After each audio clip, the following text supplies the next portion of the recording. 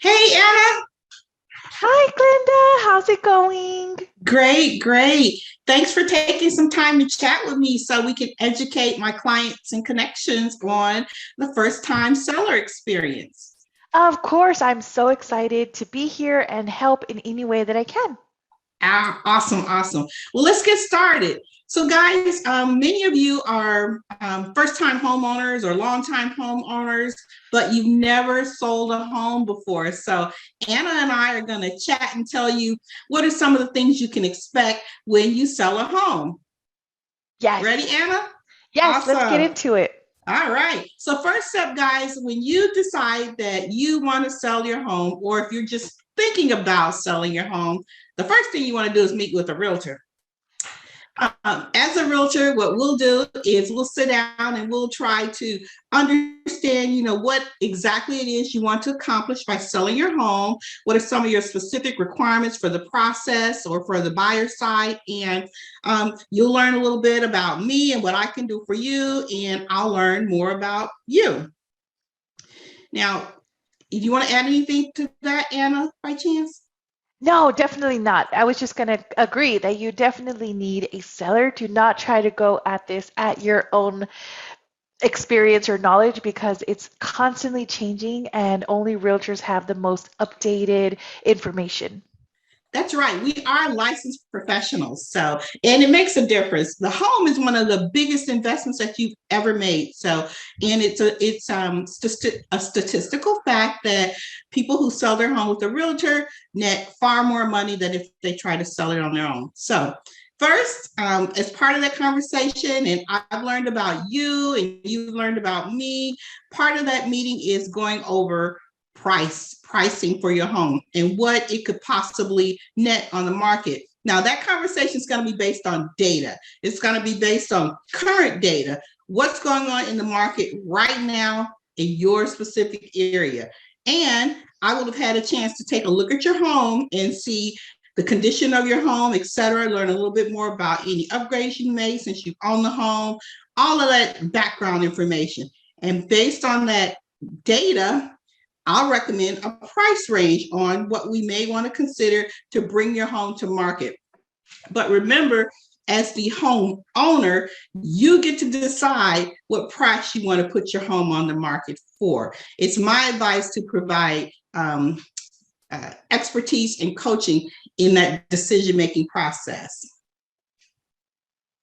All right. So now that we've agreed on what price we want to bring your home to market for, the next step is to actually prepare the property before we put it on the market. Now, that can involve a couple of things.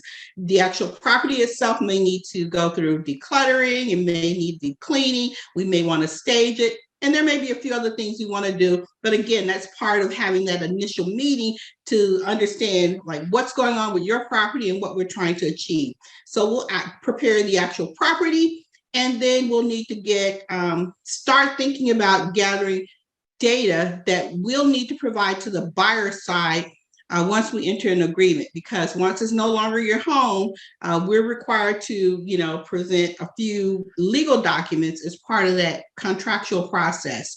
An example are, you know, HOA documents. Is your home part of an HOA? You need, do you have a current survey for the home? There are a couple of other documents. Anna, do you want to talk about some of the things that title can do in terms of legal documents that we want homeowners to be thinking about if they want to sell their home? Yes, definitely. Getting that survey ready. I know the survey is the last thing you think of, but you definitely would have purchased a survey. Well, you most likely would have purchased a survey when you bought your home. So dig through those papers and try to get out that survey. The survey is still will still be accepted and approved, even though it's 15 years old, as long as there are no changes to the property, meaning there are no extensions added, there's not any extra walkways or any a driveway, anything that has concrete, adds concrete to the home will change the survey. And so if you've made any changes to your home in that sense, then the survey, we will need to update it or possibly get a new survey. Great. Thanks, Anna. So once we've prepared the property physically and start preparing on getting documentation together. We are now ready to put the home on the market. All right, make it available for sale. Now, making it available for sale is done in agreement with you and when we want to make the home accessible for showings for the buyer side to come in and take a look at the property to see if this is something they are interested in. Now, it's really important that you make it easy for buyers to get in. You know, we want them to come in with a licensed realtor on the buy side because they'll be representing the buyer. That's for your security and for them to negotiate with myself once we move into an offer situation. Listing it for sale also means I'll be executing on a detailed communication and marketing plan that we've discussed during that first meeting when we decided to move forward with me as your realtor and you as my client. So that marketing plan and that communication plan will involve many different channels: digital, traditional, face-to-face, virtual, etc. It'll be based on your specific situation, what's going on in your marketplace, and what we're trying to achieve by selling your home in the time frame that's going to work and then at the price point that we've agreed upon. So that's what happens when we actually put your home on the market. Anna, you want to add anything to that?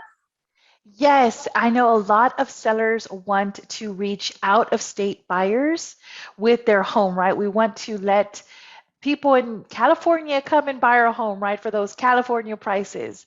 So there are ways that we can we can partner with Glenda to run a digital ad on Google or online so that people that are not even near can see your home. So we can run local ads or out of state national ads. And that's really important for getting that, price range that you may want to get. Awesome. Thanks, Anna. All of that will be decided when we are building that marketing plan specific to your situation. Great. So the home's been on the market. We've had awesome showings. What happens next? Offers are coming in. Yay. So with those offers, it's my job to help vet those offers with the lenders to get an idea of how strong an offer it actually is, understand if it's going to be cash or financing. If it's financing, how fast that potential lender could close with that actual buyer, etc. So once I've done that vetting of actual offers, those offers will be presented to you. We will decide on how we want those offers to be presented, and I'll advise and coach on what I think of those offers and things you need to keep in mind before you make the decision on what offer is best for you and your family. Yay. So next, offers accepted. We have notified the buy side that we accept their offer and we are under contract. Great. Woo! All kinds of things are about to happen now that we're under contract. So the buyer now, we have to provide those documents that we talked about earlier. If we hadn't found those documents early and made them available in the system where the buyer side talks with the seller side, now we are obligated to provide those documents by a certain time frame, or we could fall under contract. I'll help keep you on track to make sure you don't miss any critical deadlines so that we do not fall under contract because we missed one of those dates. Now, part of being under contract, the buyer side is going to order an inspection. They'll be working with their lender to finish up any paperwork or other parts of that financing process. The lender is going to order an appraisal to make sure that the property has enough value that they want to move forward with the financing, etc. So once you're under contract, a lot of things are going to happen.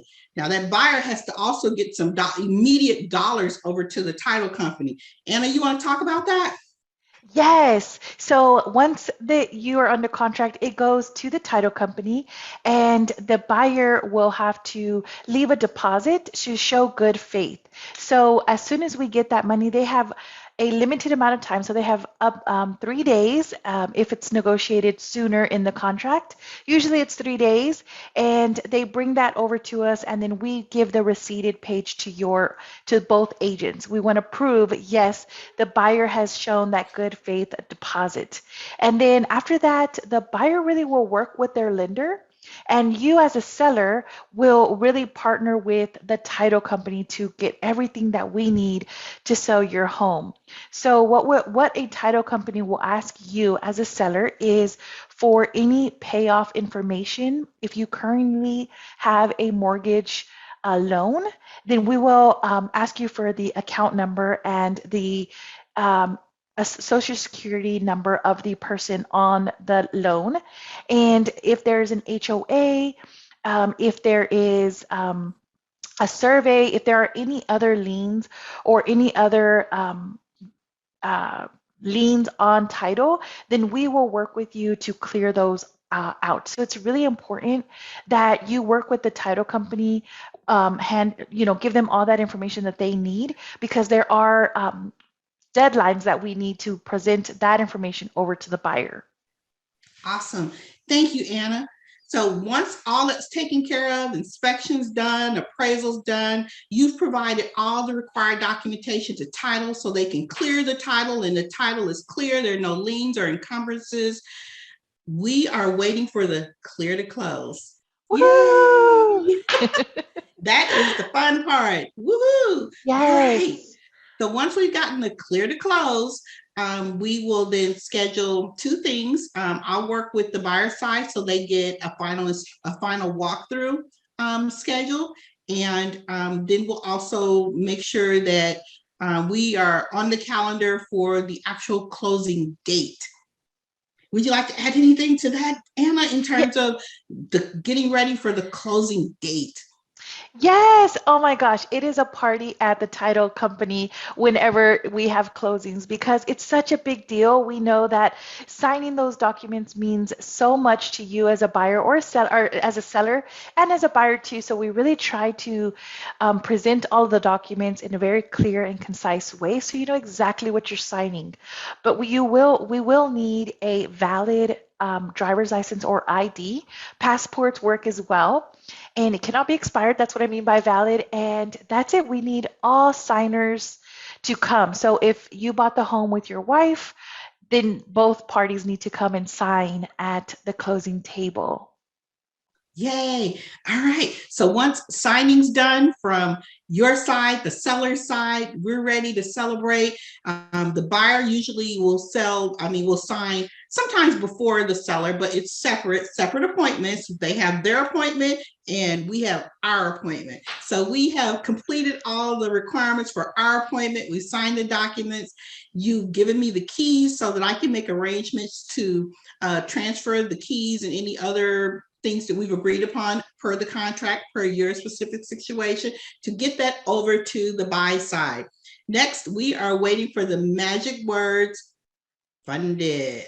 Yes, that is what the title company will finally, that is the crossing the finish line, right? So once both parties sign separately, as Glenda said, when we will present the documents that the buyer signed over to the lender if they have a lender. And now the lender will really go through all those documents with a fine-tooth comb, and they're looking for signatures, making sure that everything is signed. Once they have reviewed all those documents, they will let us know, hey, you are funded, and they send over the wire if they're going through a lender. If it's all cash, lucky you, we don't have to go through all that, but we are requiring the buyer to send over that wire or that pay with that cashier's check that day of closing. Once we have funds, we let your agents know we are funded and wires are in, so we will pay everyone out.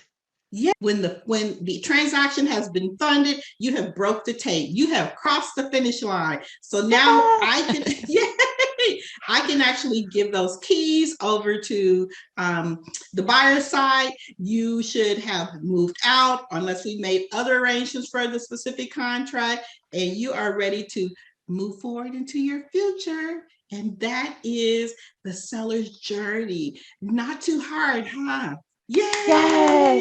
it's not hard when you have a qualified real estate agent doing all of the heavy lifting for you. That's my job. Yes, that's definitely Glenda. And it's very important that I partner with a top shelf customer oriented title company because this is a legal transaction. You don't want any hiccups. So it's very important that we partner with excellent title company reps like Anna so that we can get you across the finish line to break the tape. Yay! Awesome. So guys, thank you for joining us. So in discussing what the seller's journey is like, if you have any questions, feel free to reach out to me. Again, I'm Glenda, 817-527-8911. And Anna, if you want to share your information, please do. Yes, well, my name is Anna at the Alamo Title Company, and my email is anna.torres at alamotitle.com. Awesome. All right, guys, we have some goodies for you. So look below, click the link, and we will give you some awesome handouts to help you remember what's involved in the seller's journey. Talk to you later. Bye.